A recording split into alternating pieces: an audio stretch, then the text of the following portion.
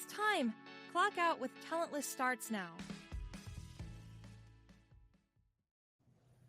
Well, welcome back, folks, to Talentless. We are back doing some big things. If it's your first time listening, wow, we got a good one for you today. We got a good one. Joining us is Jim Miller, VP of People and Talent at Ashby. If you don't know what that is, I'm really sad for you. You shouldn't be in recruiting. Jim has led talent orgs at Google, FullStory, and now Ashby, where he's helping build the systems recruiters actually want to use. Jim, I am so glad to have you here. Today we're going to be talking about recruiter productivity. Sound good? Wonderful, thank you. Awesome. So I'm going to start with my first question. Ashley is going to be all over you today, I'm sure. It's me. I'm the bad guy. I'm so interested to nerd out. She's gonna take this one home. I'm probably gonna be a lot silent this time when I'm usually the biggest talker. So we'll see what happens here, Jim. So, I kind of want to know, I was gonna start this a different way, but I kind of want to know from your lens, what does recruiter productivity actually even mean in the world we live in right now? Better than me. I would have been like, here I am. Same set. Different day. Am I starting all the way over, or are we just going forward? From productivity, I can cut out the rest.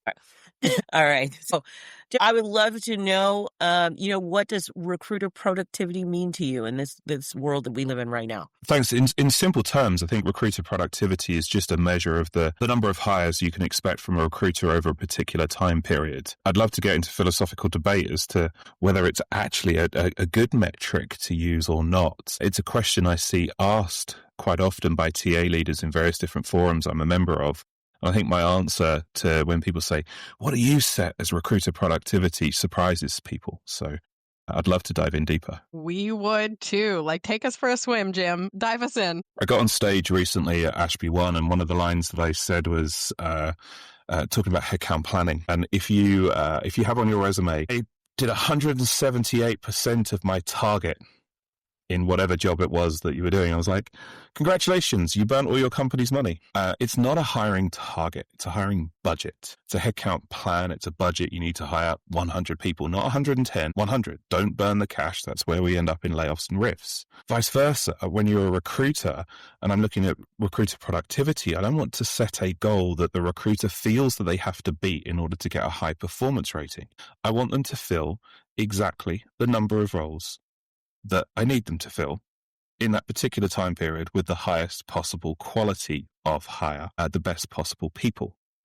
So for us, we have an operating principle, number 5, which is we hire frustratingly patiently, which is a mandate for quality. So my team do not have a quarterly hiring goal. They have requisitions which open on a daily basis because we don't do quarterly headcount plans either. And so the constant drip in of new roles, constant closing of positions because we have closing dates on the majority of our positions. So then the real work starts of the assessment of the pipeline.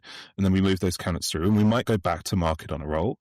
We might move forward. But the constant focus is, can we hire the very, very best? I think when you set a target of 8 per quarter per recruit, you might get 7, you might get 10, but pretty much on average, you're going to get 8. I've got recruiters in my team doing 29 in a quarter, simply because without breaking a sweat and with the processes and the technology that we have, they're able to produce that number at the quality level that we look for without any of the kind of artificial constraints that we put onto things because of this recruiter productivity metric. So it's not something that I utilize now. The one thing I would say is it's probably good predictive analytics that if you need to hit this number and either the activity or the quality that you're putting in as the input isn't right, then you've got some pretty good predictive pieces. You need to work harder or you need to work a bit more smarter. Yeah, I love the predictive data part. Another thing that I feel a lot of people don't pay attention to, and you kind of touched on this, is the idea of productivity and how sometimes what we think is good data is actually contradictory. And what I mean by that is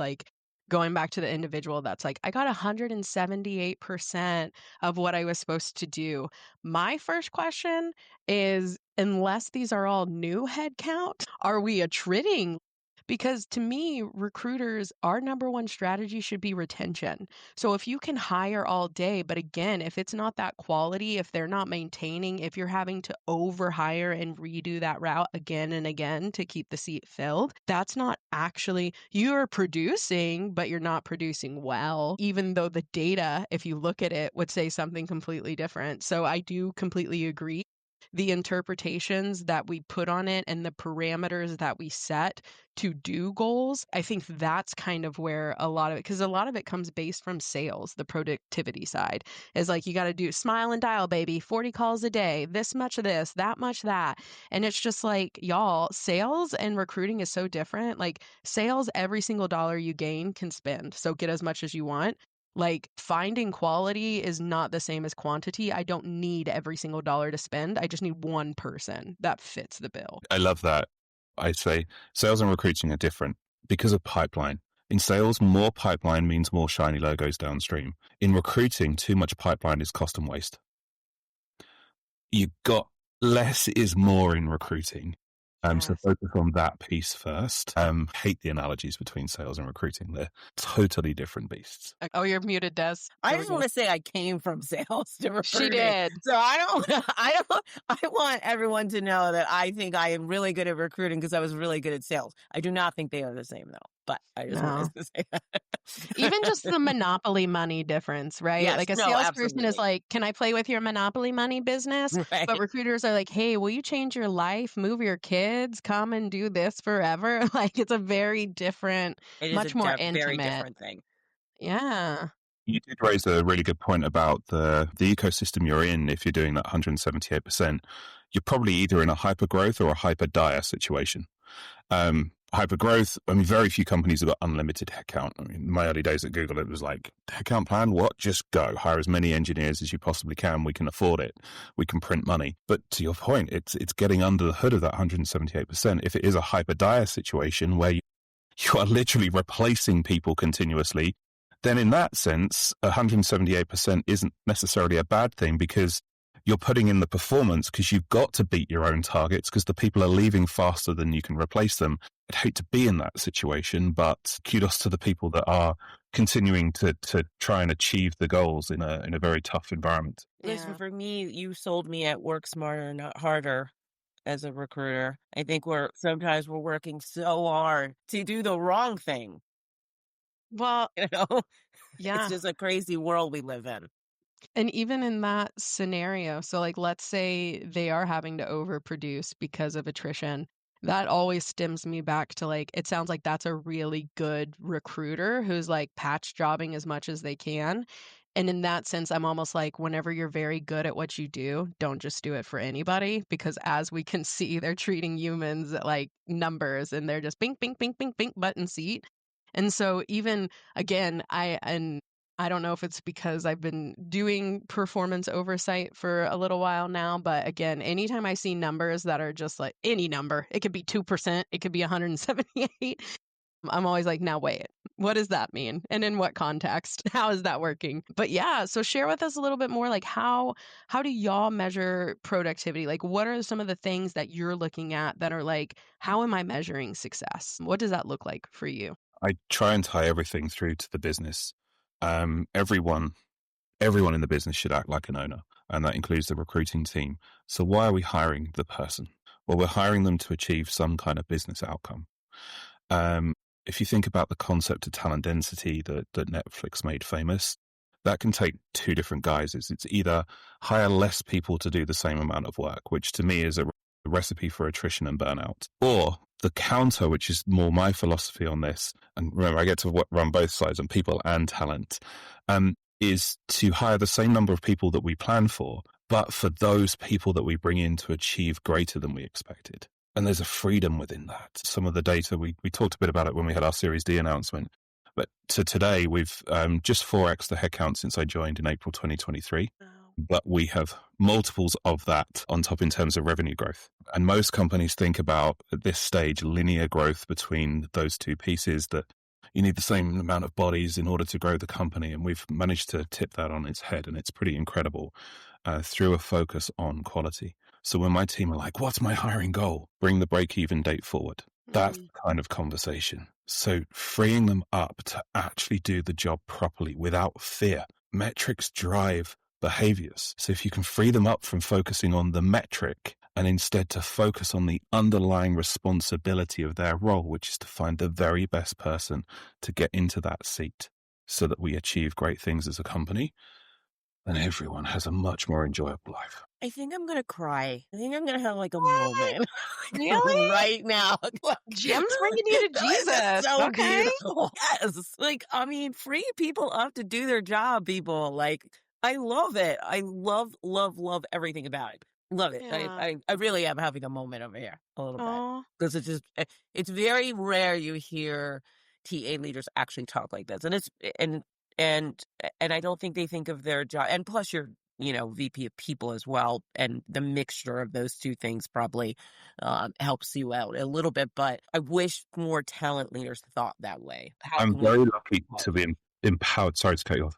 No, it's okay. I'm very lucky to be empowered to do this by my founders. They're the ones who wrote the operating principle we hire frustratingly patiently. And I came in and yes, I have the fancy job title, but I'm the only TA person when I join it. It's employee 60. So I'm doing 16 screens a day and I'm reviewing every single resume and doing that work and building it out. And I got to design a process that anchors on that operating principle. And how we hire today is pretty unique. It's the closest analogy I can find is the UK civil service hiring model. A window of opportunity for anyone with the aspirational goal of doing that job, and then the closing date, and then the assessment of the entire pool objectively through until you end up with multiple people who are above the bar and a hiring choice being the biggest driver of quality. So that's how I have my folks thinking about it. They don't sell candidates to hiring managers at any stage. In fact, we flip it on its head, and at the very last stage, the recruiters pull out all of the negative themes and surface those about every candidate that we're looking at to offer, so that no one can ever come back to TA and say, you pushed us into this one. But instead, everyone can make the true decision. Is this the right person for now, for us? If not, we'll go back to the drawing board, and we've potentially even started to build again because the data suggested that we weren't in that situation to create that choice. But we get to the end and we have 3 or 4 candidates that we would hire. That's the perfect scenario. We get choice. There's the redundancy in there in case someone declines an offer. You don't have to start again.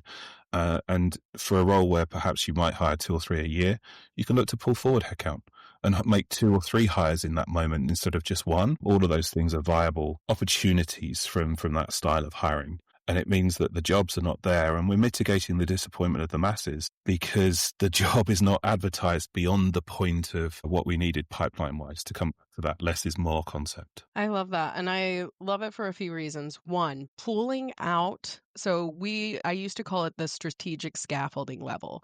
And we would do almost that same thing, not I hate calling it devil's advocate because like the dude has enough, but basically kind of that, and was like, okay, these are the areas where we could see that this individual could use strategic scaffolding with you as a manager, and looking at all 4 of those candidates and doing that and being like, which scaffolding do you want to support the most? Like which one meshes best with this team, with this needs? And again, that even built out their onboarding plan. We made sure there were solutions involved through that practice. And it is something that whenever we talk about being a strategic partner to a manager, holy smokes, did it change the game? And it's this ounce of rawness that is real about what it is, because no one's a perfect 10. I think we're all looking for perfect 8s at best. And so how can we as managers facilitate that too, to make them a 10 and giving them the feedback of like, this is what we think their 2 gap is going to be that you're going to need to fill. Do you even have time for that? Or do you need to go to someone that has a 9?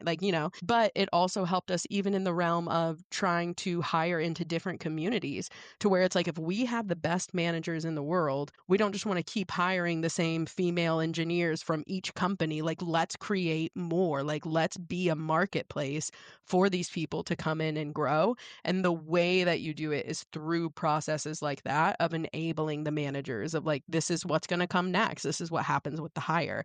And kind of desensitizing them from this idea that, again, there is no perfect 10. Like, they always think their referral and their best friend's the perfect 10, like all these different things. So that part I love. The second part that I loved, man, Jim, and this is my favorite part. because you're spot on, is I think a lot of people measure productivity. I think a lot of people measure performance. But what actually really matters, and don't let me put words in your mouth, but where I think you were getting to is kind of this idea of measuring impact. And that is much different, a much bigger measure than just like, did we get booty in seat at certain time? It's, did we get booty in seat? Was it the right booty? And what has that booty done? Those are the specific terminologies, just in case anyone was curious on those parameters. But it's something that's a very different measure. And it's something that honestly, whenever you're talking about, my favorite thing that you've said so far is people in talent need to act like the business is theirs. Like they're a part of this business in a big way.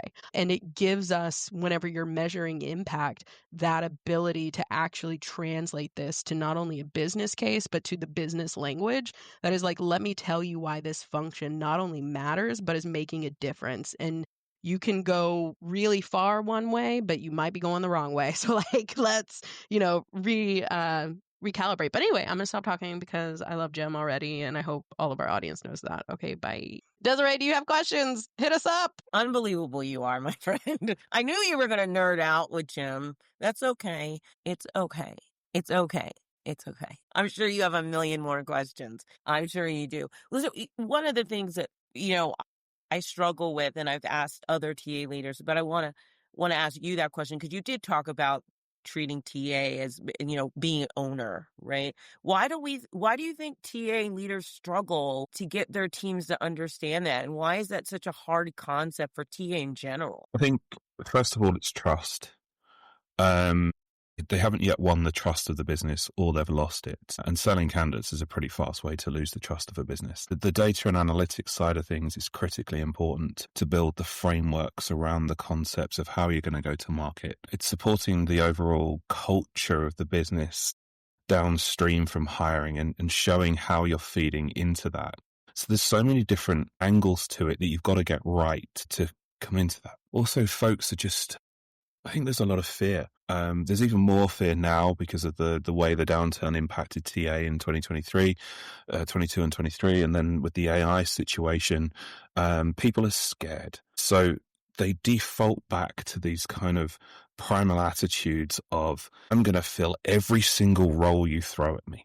And you've immediately just turned yourself into somebody that's focused on the transaction. And then it becomes a speed and cost thing rather than a quality thing. And if you're going to be the business owner, quality has to be the first one of that famous trio that you're focusing on. To relax back into you don't have to be excellent at everything all the time.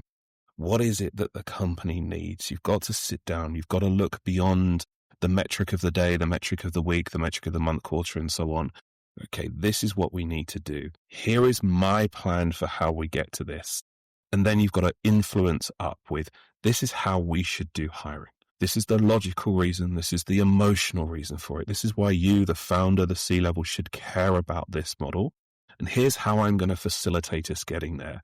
And this is the change. This is the impact that I hypothesize will happen. And this is how we're going to measure it downstream. If you're not doing that, you're probably putting your own job at risk, to come back to that fear piece. Time is your one finite resource, not the candidates and probably not the roles to fill. So focus on the efficiencies that you get from the time piece without cutting corners, without introducing efficiencies, things that cut time for the sake of it, that often create biases that then impact the downstream quality too. It's a deep analysis, understanding of where you are as a company and what is truly needed, rather than just diving straight into the transaction of hiring and delivering everything that's thrown at you, which doesn't necessarily have that impact that the business truly needs. You're there as an expert. Be that expert.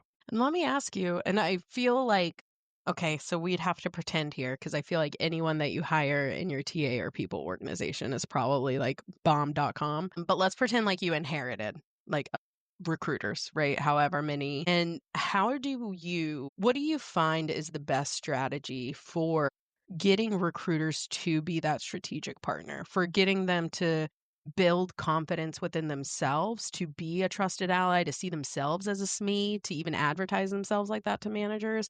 But how have you found success with the recruiters that you've had working for you, of transitioning a recruiter from kind of a I don't even want to say a paper pushing admin, but kind of, to someone that's actually thoughtful about the strategy, is thoughtful about, hey, my number one strategy is retention. So that means we're going to find you the best fit at all times. How do you go about that as a leader? Calibration is the starting point because that's how you build the trust. You reset of what are they looking for? It's the simple rec qualification stuff. So again, it's back to running a business. If you're ever an agency recruiter, that rec qualification was the key moment.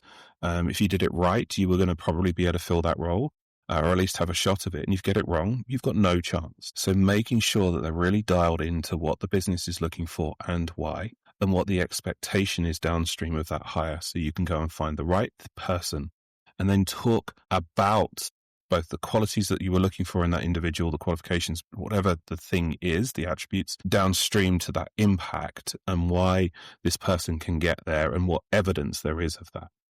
That's that starting point. So when I look at how a recruiter has been operating, if I take over a new team, or even if I'm bringing somebody in, I'm very, very focused on the removal of any noise, any work that's being done that isn't required, any pipeline that's being created that's superfluous to the needs, all of that work. So then you're anchoring quality.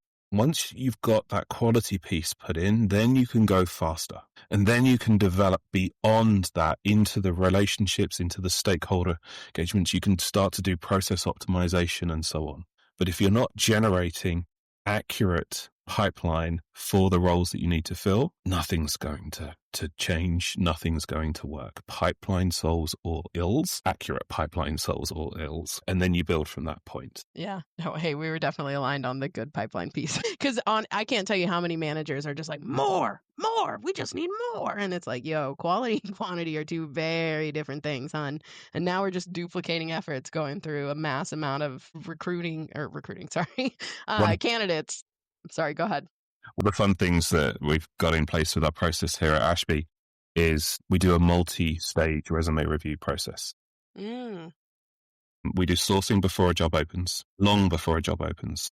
So short list of candidates, not for TA roles, but for all the other positions, we source ahead of time. So then the hiring manager gets to look at the sourced pipeline and use those for calibration and inspiration for the job description and so on. And then the candidates that look really, really good will get the outreach on the day the job posting goes live. And that makes people feel really special. They reached out to me on the day the job went live.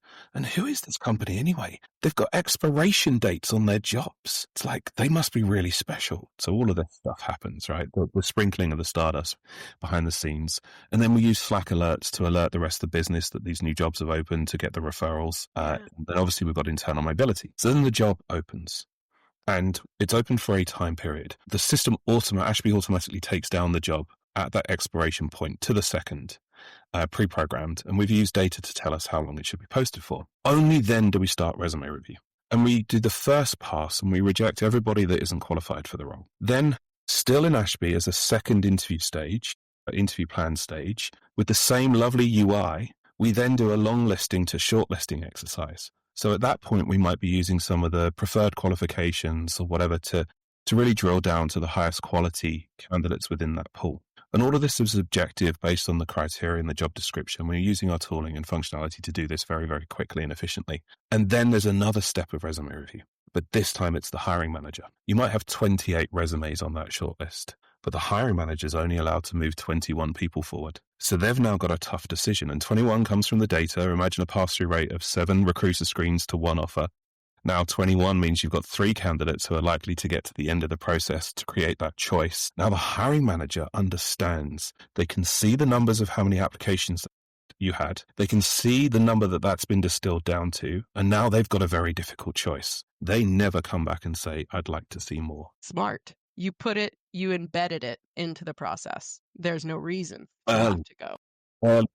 And now they're excited for those candidates to get to the stage where they get to talk to them. And now they feel fulfilled already, and we haven't even filled their role. We haven't even started the interview process for them. But that omni-channel approach and the way that we've constructed it with different time boundaries really helps take them on that journey of focus on quality. And let me ask, So the data that you're using to kind of create the parameters of this, even just the day it closes, how many candidates they should push through, I don't know if that's ratioed, but what is this based off of y'all's historical data within your roles? Is this based off of maybe like an AI analysis of the market for that role in general, a combination, or kind of what is that?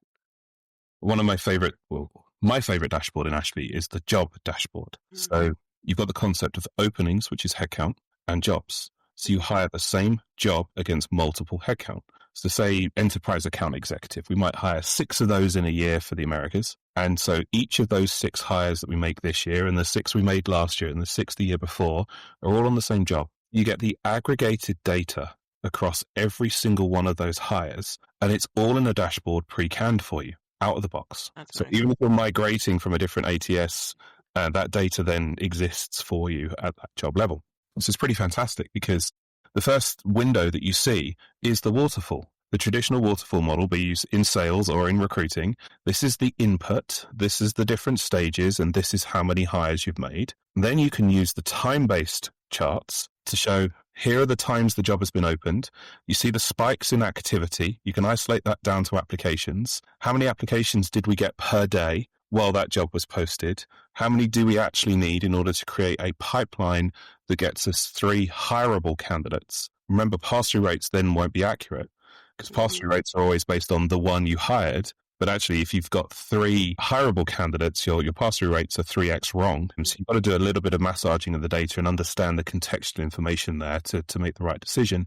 And that then informs. And for the most of our jobs, I think we average like 5.5 days posted Wow. per role.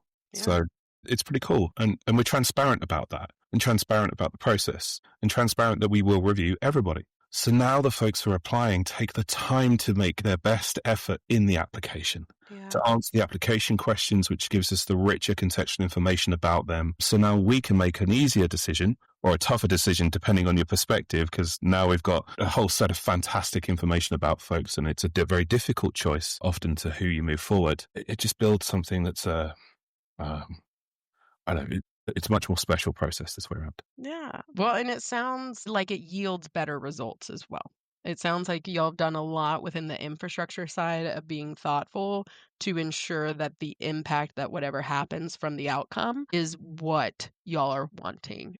And I think that's half the battle. One question that I did have, and sorry, Des, I saw you just went off mute.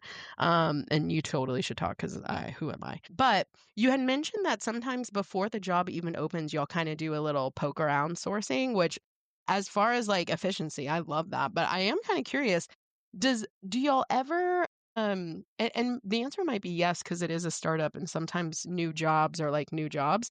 But does the sourcing of kind of this early style pipelining, just seeing what the market is, does it ever actually influence the job that y'all end up hiring for? Yeah. Absolutely. Okay. Yeah. I'm curious in that. I should have mentioned about new jobs. So sometimes you have a brand new job you've never hired before. Yeah. Then you have to make the best guess of the data.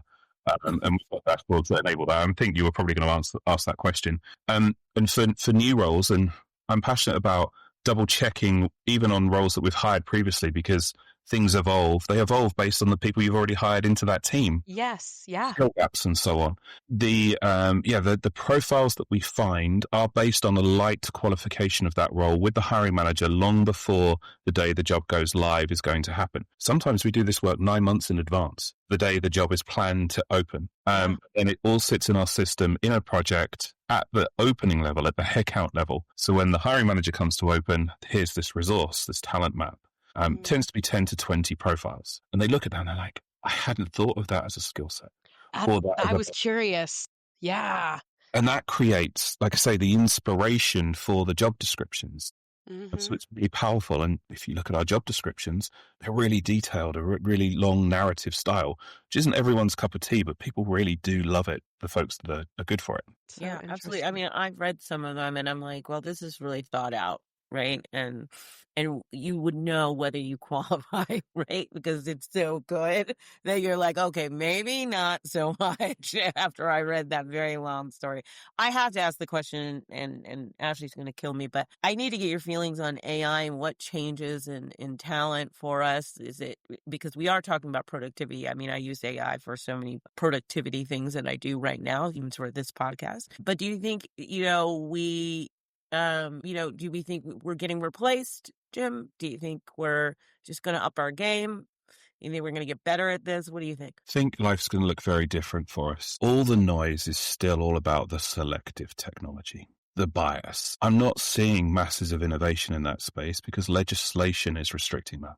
All of our product suite, all of the technology that we're building AI-wise into Ashby, and we are in multiple sets of product releases. You've seen the sheer volume, the way the engineering team are iterating is incredible, is all focused on augmenting the human, doing the TA work, not selecting the human to be hired. So that's our first focus. So then it's all about driving efficiencies. It's about removing the timely, repetitive tasks. It's about making work more accurate. I was talking to one of our customers. They had a team of 30 in TA in 2021 and a team of 5 in TA in 2024. And they hired 50% more people in 2024 than they did in 2021. They'd changed systems to Ashby. That was one thing. But the technology was enabling them to have far more human interaction than they were able to have before. And this has continued. I mean, and that conversation was probably 7 months ago. I think it was back in March, talking about 2024 specifically for them. And little tiny things like we've just released the feedback tokens, AI-driven feedback tokens. So for the first time in my career, we can now scale the delivery of meaningful feedback to candidates, both the candidates that are being rejected, but also the candidates that are moving forward in process. I like that. Right? So Yeah. this is not just a replacement of the work that humans used to do, but it's an enhancement of that work. We didn't have the time to do it now. The technology is adding value back to the humans. It's not taking away any work. It's creating the opportunity to do the right thing that we weren't able to do before. And candidates are loving it. It's just a quick summary of here's the positives, here's the negatives. You might want to work on some of these things for future interviews. And it's so powerful. So if we think, why do we exist as a TA function? Well, originally, pre-software, it was to take the administrative burden of hiring off of hiring managers. So if the administrative burden is disappearing, thanks to technology, what role does TA have? Well, what we've built over the last 3 decades, 4 decades, is this expertise in humans. And that cannot be replaced, I don't think, by technology. So our role will evolve into the coaches, the player coaches, will be deeply still involved in the recruiting process. I would argue that we're still doing interviews, recruiter screens, and so on. I don't think they will actually get fully replaced by AI or technology or even just the hiring manager. I think there'll be fewer people in TA based on historical benchmarks. I mean, we're already doing it. We have a hiring manager-led hiring model anyway in Ashby because we want our hiring managers to experience what our customers experience in the product so that we can then build better product, look after our customers better, sell the product. And our recruiters play that coach. They see around the corners. They don't do the negotiations. They don't do the offers. The hiring managers are doing those, but they're in the background. They're creating them. They're taking the emotion out of the journey for the candidate and for the hiring manager. Sometimes they might not necessarily even have that connection. So it's going to be a very different value add, but there's still a value there. Then I think we've got to look at what the problems that the technology is going to create. At some point, the AIs are going to go to war. You're going to open a new job. You're going to have 10,000 perfect applications in the first 10 seconds. And their AI has produced it, and your AI has said, yeah, they're great. Look at these. We're going to need more people because it's the human that's then going to have to make the decision. We're probably not far away from that kind of scenario happening. I think it happens in a couple months, Jim. Yeah, an AI cahoots. But whether the 10,000 people are actually humans, I think we've already got our fraud detection functionality launched and so on, so which is very, very cool. So the war is happening in this sense. And if we distill that down and only actually talk about the humans that are applying for jobs, it's still going to be a much higher volume, mostly because of the democratization of work, thanks to the remote nature of companies and companies realizing, why do we spend all this money on offices? I think we've gone on a bit of a backlash to remote, but I think it will come through as the more sensible working option downstream for the knowledge economy. So it's a fascinating space we're going to be in. I think some people are predicting that sources won't exist. I know. Do you remember, maybe you do, and maybe I'm just dating myself, when the value of an agency, of a recruiting agency, was the database that they had? Yes. Right. Right? Yes. Yeah. Then LinkedIn came along, and the whole world had a database. Right. Yeah. Right. with the plethora of AI, all the tooling and so on. I'm intrigued to see where LinkedIn sits in this. And I think that companies that are sensible will be building their own databases, their own private databases of the talent, engaging with them properly, making sure that the data compliance, GDPR, and all of these things are met and permissions are gained and so on. But I think the power of the networker is going to be interesting. But of course, you're not going to be able to pick up the phone and network directly in by spoofing the receptionist to say you've got a parcel that you need to deliver to whoever the head of software engineering is, just so that you can get on the phone to them. It's going to be a fascinating journey downstream as technology creates new opportunities for us and closes down old ones. And you're going to have to be incredibly adaptable as we go through this. Yeah, absolutely. I remember when I used to recruit and I used to have note cards for every person. The Rolodex, girl. Yeah, the Rolodex. Yeah. A hot book. Yes. Hot book. Yes. Yes, that was back in the day. So I believe, I'm like you, Jim. I believe things will change. It's going to be entirely interesting to see the evolution of this thing. I think it's going to happen faster than we think. But I do believe there's going to always have to be this human part of what we do. You can't take it out completely. Right? And the legislation is being written to keep human in the loop. And I can't see the legislation being dialed back to remove human from the loop. Well, and not only that, but I don't really feel like legislation has caught up, even just in data privacy and us protecting ourselves. Like, that's the new oil and gas, is any company that can get any data on you possible and do predictive analysis, because now they can get you to purchase things as well. Not to tinfoil my hat too tightly here, but one thing that I think is important, and I'm just going to say this because I've even said this to Ben, y'all CEO, before, but I think in this space of AI technology, us leaping forward as an HR and TA profession, because legislation has not caught up to protecting the human. And our whole job as HR professionals is to be that person that thinks about it. I genuinely feel like Ashby is one of the very few companies that is actually thinking through on a macro scale what the impact of their innovations are on society.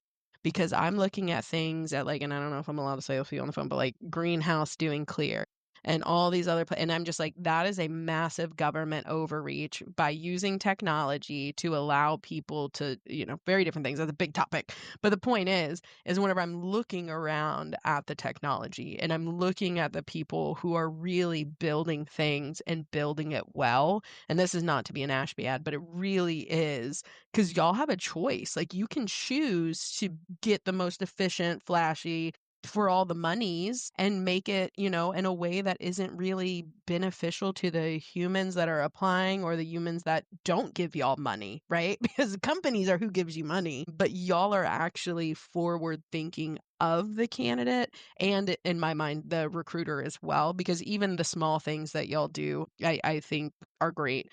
But yeah, I think that that's one thing I want to make sure, if our listeners are listening at all, they have the power to literally do whatever they want in this marketplace, kind of basically. And again, they are over and over choosing the more ethical option. And I don't think that can be like plastered everywhere enough, because I don't think it's rewarded enough. But I hope you know that people who are in HR that are paying attention to tech and to products, they see it. And they, again, I don't know. I'm just, hey, fangirl. But I think I'm very lucky to work with some incredibly smart people. They see round corners and they look long term. We don't know where the legislation is going to take the world. So we focus on the user, and there are multiple users. There's the end customer, of course, but there's also the candidate. So we're trying to do things that are beneficial across both of those spaces, where they won't get impacted by whichever way the future of the legislation goes. Now, we can't predict that, but we can do our best to make sure that there is the philosophy that's there that's right. So everything is transparent, everything is auditable, the citations are there.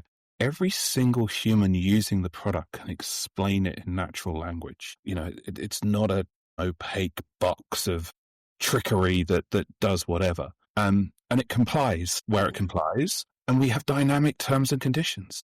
Yeah. This is the next level of things, because your legal and compliance team cannot monitor the static terms of 10 different providers of AI technology.